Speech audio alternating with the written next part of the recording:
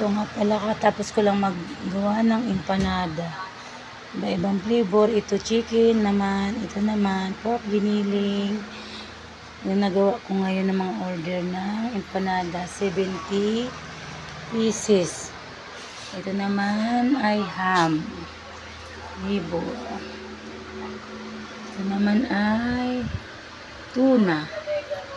70 pieces na empanada ang aking nagawa. At bukod pa yung ginagawa kong chicken pastel na mga order. Maraming salamat. Ngayon lang ako natapos at buti nga tinulungan ako ng aking anak na si Roland sa paggawa ng empanada.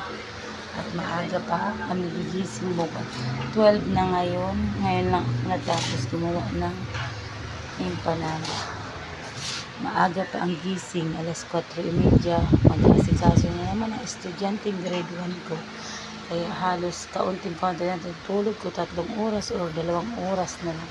Sa sobrang dami, yung mga pinamili ko nga kanina sa palengke sa bayan, hindi ko pa naayos. Ito mga pansit, mga gulay pa din. Ano sa tindahan, dito pa sa ilalim yung mga gulay na kalat sa sahig.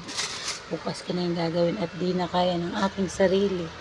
Okay, maglilinis na lang ang sarili at magdadasal at matutulog na rin. Maraming salamat sa Panginoon Diyos at sa mga taong sumusuporta dyan sa akin, sa mga walang sawang nagbibili ng aking mga paninda. Maraming salamat sa inyong lahat. Palain kayong lahat.